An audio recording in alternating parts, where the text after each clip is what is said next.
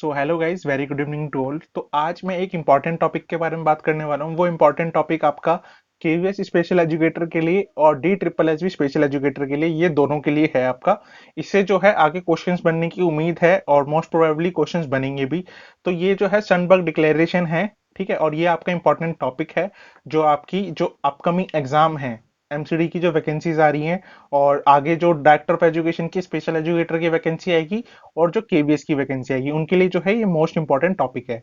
तो ज्यादा time waste ना करते हुए टॉपिक को स्टार्ट करते हैं। सनबर्ग डिक्लेरेशन के बारे में जो इंपॉर्टेंट पॉइंट्स हैं उनको जानते हैं कि एग्जाम में कहाँ कहाँ से क्या क्या क्वेश्चंस बन सकते हैं, और ये क्या है, क्या था, क्यों इसका नाम जो है सनबर्ग डिक्लेरेशन पड़ा, और इसके क्या क्या इंपॉर्टेंट टॉप टर्म्स हैं।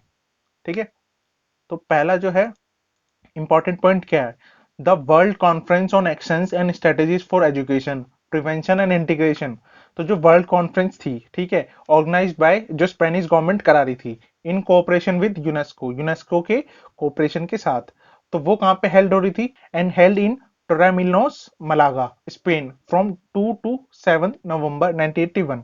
तो ये जो है आपको, मैं इसमें इंपॉर्टेंट पॉइंट जो है आपका, एक इंपॉर्टेंट पॉइंट ये है कि ये जो है 2 से 7 नवंबर तक जो है चली थी 1981 में। ये इंपॉर्टेंट पॉइंट है। ऑर्गेनाइज किसने कराया था? स्पेनिश गवर्नमेंट ने। और कहाँ पे? मलागा में, टोरेमिलोस में जो है ये हो रही थी इन कोऑपरेशन विद यूनेस्को। तो ये जो है एक इंपॉर्टेंट पॉइंट है किसका? सनबर्ग डिक्लेरेशन का। आगे बात करते हैं सनबर्ग डिक्लेरेशन के बाद कि ये हो कहाँ पे रही थी, इस डिक्लेरेशन में था क्या। तो ये मीटिंग थी जो हो रही थी 2 से 7 नवंबर के बीच में, 2 से 7 नवंबर से बीच बीच में 1981 में। और कहाँ पे हुई थी ये मैंने बता दिया, तो ये पॉइंट जो है आप लिख सकते हो। आगे क्या है इंपॉर्टेंट पॉइंट क्या है? इसमें कितनी इसमें कितनी कंट्रीज ने पार्टिसिपेशन किया था? वो थी 103 countries, 103, 6 international and 4 regional organisations, 17 international governmental and non governmental organisations. तो टोटल आपको पार्टिसिपेशन जो याद रखना है वो 103 कंट्रीज का याद रखना है। इसका जो है एक मेन इंपॉर्टेंट पॉइंट ये है कि इसमें जो पार्टिसिपेशन किया था वो टोटल 103 कंट्रीज थी। आप ये चीज याद रखना, ठीक है। आगे चलते हैं, और इंपॉर्टेंट पॉइंट और क्या बन सकता है इससे। तो it was named in memory of Nils Ivar Sundberg. तो ये क्यों रखा गया था? इस डिक्लेरेशन का नाम क्या था? सनबर्ग डिक्लेरेशन क्यों रखा गया? It was named in memory of Nils Ivar Sundberg, उनकी मेमोरी में किया गया था। Who had been in charge of UNESCO programme for special education. वो क्या है? वो इंचार्ज थे किस चीज के?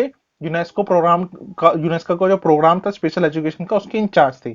ठीक है, और उनकी मेमोरी में क्यों रखा गया? तो ये भी एक इंपॉर्टेंट पॉइंट है, ये मैं आपको बता देता हूँ कि at the proposal of the chairman of the conference, जब कॉन्फ्रेंस हो रही थी तो उसमें वहां पे क्या है, उनके जो चेयरमैन थे उन्होंने क्या रखा? एक प्रपोजल रखा that this declaration should be known as published as Sundberg declaration in honour of Nils Ivar Sundberg, in honour of Nils Ivar Sundberg, कि उनके नाम के रूप में। The UNESCO official responsible for the special education programme. तो UNESCO का जो programme चल रहा था वो 1967 से 1981 तक चला। तो उसमें क्या हुआ था? जो आपकी कॉन्फ्रेंस चल रही थी, ये वाली जो आपकी कॉन्फ्रेंस चल रही थी, जो मैंने आपको बताया 2 से 7 नवंबर, इसके बीच में क्या है कि जो आपके नील सिवा सनबर्ग थे वो क्या था? वो डाइड हो गए थे, मर गए थे। इसलिए जो है इस कॉन्फ्रेंस का नाम क्या रखा गया? नील सिवा सनबर्ग इसका नाम रखा गया। तो ये तो इस कॉन्फ्रेंस का नाम था। इससे अगर क्वेश्चन आता है तो ये जो है एक इंपॉर्टेंट पॉइंट है आपका जो बन सकता है। ठीक है, अब क्या है, जब ये कॉन्फ्रेंस हो रही थी तो वर्ल्ड कॉन्फ्रेंस में क्या है, उन्होंने डिसाइड करा कि कुछ जो है प्रोक्लेम्स लेते हैं। ये क्यों रखी जा रही थी? जो सनबर्ग डिक्लेरेशन थी इसके अंदर क्या था? तो इन्होंने सर्वसम्मति से जो है इसमें इन्होंने क्या करा कि सोलमनी प्रोक्लेम्स लिए। प्रोक्लेम्स क्या थे? इन्होंने टोटल 16 आर्टिकल्स बताए। कितने बताए? Total 16 articles. तो जो कि इंपॉर्टेंट है आपके एग्जाम पॉइंट ऑफ व्यू के लिए। तो मैं आपको यहाँ दिखा देता हूँ कि जो टोटल 16 आर्टिकल्स हैं वो कौन कौन से हैं। तो आप यहाँ जैसा देख पा रहे हैं, ये आपका पहला आर्टिकल है, ठीक है। Every disabled person must be able to exercise his fundamental right to have full access to education, training, culture and information. तो हर आपको आर्टिकल देखो, इतना डीप में मुझे नहीं लगता कि एग्जाम में आएगा, बट हाँ पूछ सकते हैं कि जो सनबर्ग डिक्लेरेशन थी उसके अंदर कितने आर्टिकल आए।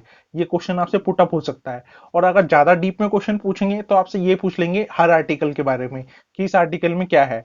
तो पहला आर्टिकल तो ये रहा आपका, दूसरा आर्टिकल आपका ये रहा, ठीक है।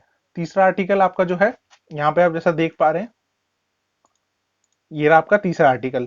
तीसरा आर्टिकल में क्या है कि डिसेबल पर्सन जो हैं उनको पूरी अपॉर्चुनिटी दी जाए ताकि वो अपना क्रिएटिव, आर्टिस्टिक और इंटेलेक्चुअल पोटेंशियल जो है उसको फुल जो है यूज कर सकें। किस चीज के लिए, एनरिचमेंट ऑफ सोसाइटी के लिए।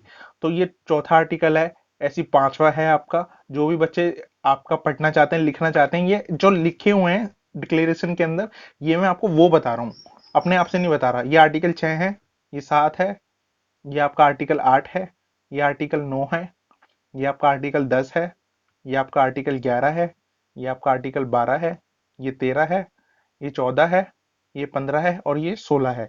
तो ये टोटल 16 आर्टिकल थे। देखो ये ज्यादा बड़ा हो जाएगा, इसलिए जो है मैंने इनका शॉर्ट फॉर्म बनाई है। तो मैं आपको उनकी शॉर्ट फॉर्म बता देता हूँ, जो कि आपकी इंपॉर्टेंट होगी सनबर्ग डिक्लेरेशन के लिए। तो मैं आपको इसकी शॉर्ट फॉर्म बता देता हूँ, इन शॉर्ट क्या क्या है। तो आप जैसा देख पा रहे हैं, आर्टिकल 1 में क्या लिखा है, every disable person his fundamental right have full access to education. तो वो एजुकेशन को क्या है, फुल एक्सेस कर सके। तो आप इसमें सिर्फ एक इंपॉर्टेंट पॉइंट के तौर पे लिख सकते हो, full access to education. Second point, article 2 में क्या लिखा है, fullest possible participation educational and health care needs of disable person और देयर फैमिलीज। उनकी फैमिलीज का भी और उनका भी क्या है, हेल्थ केयर नीड्स का ध्यान रखा जा सके। तो ये आर्टिकल 2 के अंदर आता है। आर्टिकल 3 के अंदर क्या आता है कि ये अपना इंटेलेक्चुअल जो पोटेंशियल है उसको क्या है, फुल यूज कर सकें। ये आर्टिकल 3 के अंदर आता है। तो ये 3 आर्टिकल हैं, इसमें इन शॉर्ट आप लिख सकते हो। आर्टिकल 4 की बात करते हैं कि ज्यादा जो है अटेंशन दिया जाए वोकेशनल रिहेबिलिटेशन ट्रेनिंग को।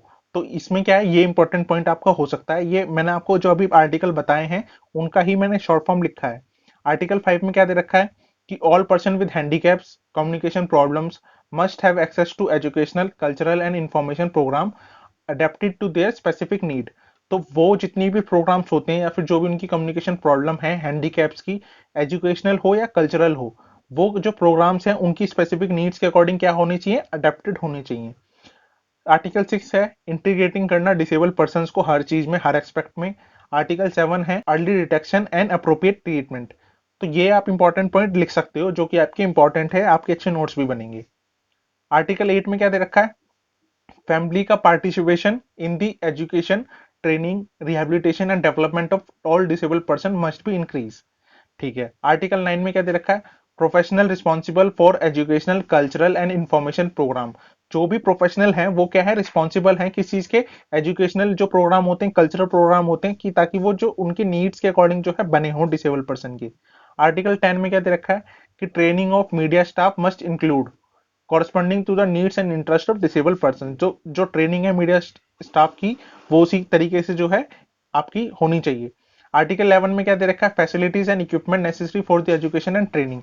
तो फैसिलिटी और इक्विपमेंट जो है उनको प्रोवाइड कराए जाए जो भी डिसेबल पर्सन हैं उनके लिए। अब चलते हैं आर्टिकल 12 पे। आर्टिकल 12 में क्या दे रखा है, urban development human settlement should be done facilitate the integration and participation of disable person in all community activities. तो इसमें क्या दे रखा है कि जो डेवलपमेंट होना चाहिए, जो ह्यूमन सेटलमेंट होनी चाहिए, वो क्या है, पार्टिसिपेशन होना चाहिए जितनी भी कम्युनिटी एक्टिविटीज हैं उनके अंदर। आर्टिकल 13 में क्या दे रखा है, adapting modern technology to the needs of disable person. Modern technology का यूज करना डिसेबल पर्सन के लिए, ठीक है, और उनको एनकरेज करना। ठीक है। और जो भी फैब्रिकेशन जो इक्विपमेंट यूज हो रहा है उसकी जो कॉस्ट है उसको रिड्यूस करना। आर्टिकल 14 में क्या दे रखा है, positive action increase the career opportunities of disable person. Positive actions लेना ताकि जो कैरियर अपॉर्चुनिटीज हैं डिसेबल पर्सन के लिए वो जो है इंक्रीज हो सके। आर्टिकल 15 में क्या दे रखा है, aim of setting up data banks. Data banks का क्या करना, सेटिंग करना। रीजनल सेंटर्स बनाना फॉर पर्सनल ट्रेनिंग और प्रिपरेशन कराना कि जो डिसमिनेशन ऑफ प्रोग्राम जो है वो हो सके। और आर्टिकल 16 में क्या दे रखा है, responsibility of state to implement the present declaration. क्या है, रिस्पॉन्सिबिलिटी है स्टेट की, जो है प्रेजेंट डिक्लेरेशन है, जो सनबर्ग डिक्लेरेशन है उसको जो है वो करा सकें। तो यहाँ पे मैंने आपको इन शॉर्ट जो है टोटल 16 आर्टिकल है। आर्टिकल 3 यहाँ पर है, 7 आर्टिकल यहाँ पे हो गए आपके, फिर यहाँ पे जो है 11 आर्टिकल हो गए और यहाँ पे टोटल 16 आर्टिकल हो गए। तो बच्चे इसको लिख सकते हैं, स्क्रीनशॉट भी ले सकते हैं और लिख भी सकते हैं। और मैंने आपको जो इसके जहां से मैंने ली है डिक्लेरेशन वो भी मैं आपको शेयर कर दूंगा। और दूसरा टोटल जो आर्टिकल हैं लिखे हुए हैं वो ये है, ये आर्टिकल 1 है, ये आर्टिकल 2 है। कोई अगर स्क्रीनशॉट लेना चाहता है तो वो ले सकता है, लिख भी सकता है। ये आर्टिकल 3 है, फिर जो है ये आर्टिकल 4 है, फिर यहाँ पे जो है ये आर्टिकल 5 है, फिर जो है आर्टिकल 6 है, फिर आर्टिकल 7 है, फिर आर्टिकल 8 है, आर्टिकल 9 है, आर्टिकल 10 है, आर्टिकल 11 है, आर्टिकल 12 है, 13 है, 14 है, 15 है और 16 है। तो टोटल 16 आर्टिकल है। ठीक है। अब आगे जो चलते हैं, तो इसमें जो है अभी कोई प्रीवियस ईयर क्वेश्चन नहीं आया, बट आगे बन सकता है। तो इंपॉर्टेंट पॉइंट जो मैंने आपको बताए थे वो ये थे यहाँ पे। इसकी आप याद रखना कि जो स्पेनिश गवर्नमेंट ने कराया था, किसके कॉपरेशन के साथ कराया था और कितनी तारीख से कितनी तारीख तक ये कराया था। तो ये जो है कहाँ पे हो रही थी, ये जो आपकी जगह है टोरेमोलिनोस मलागा में, यहाँ पे जो है स्पेन में वो हो रही थी। स्पेन आप याद रखना। और यहाँ पे कितनी कंट्रीज ने पार्टिसिपेशन लिया था, ये आपके जीके के पॉइंट है, जीके के क्वेश्चंस बन सकते हैं। और यहाँ पे इंपॉर्टेंट पॉइंट में कि किसकी जो मेमोरी में जो है करवाई गई थी, और ये जो है यहाँ पे कौन जो है डाइड हो गए थे मीटिंग के दौरान, उनकी जो है प्रपोजल जो रखा गया था वहाँ के चेयरमैन के अकॉर्डिंग। और यहाँ पे जो मैंने आपको टोटल 16 आर्टिकल बताए ये इंपॉर्टेंट है। तो इसके अंदर जो है ये जितने भी पॉइंट है ये इंपॉर्टेंट थे। तो अभी जो मैं आपको छोटे छोटे टॉपिक कवर करा रहा हूँ, बाकी मल्टीपल डिसेबिलिटीज की जो वीडियो है, आपकी लास्ट वीडियो है डिसेबिलिटी की, वो भी जल्दी आएगी। उसमें क्या है, थोड़ा अभी काम चल रहा है क्योंकि उसमें कंटेंट बहुत ज्यादा है, मतलब आपके पेपर के लिए, इसलिए जो है उसमें थोड़ा टाइम लग रहा है। ठीक है, बाकी अभी इस वीडियो में इतना ही, बाकी नेक्स्ट वीडियो में मिलते हैं जब तक। और जब तक जो है आप तैयारी करते रहिए वैकेंसीज, मतलब ये जो साल है पूरा वैकेंसीज का ही है, इस साल से लेके अगले साल तक कभी भी वैकेंसीज निकल जाएगी और निकलने की पूरी पूरी उम्मीद है। तो आप जो है बिल्कुल प्रिपरेशन में रहें, और अगर किसी को भी कोई किसी चीज के रिगार्डिंग कोई डाउट है तो वो मुझे कमेंट डाउन कर सकता है। ठीक है, मिलते हैं जब तक नेक्स्ट वीडियो में, जब तक के लिए बाय, पढ़ते रहिए और जो है अपना ध्यान रखिए।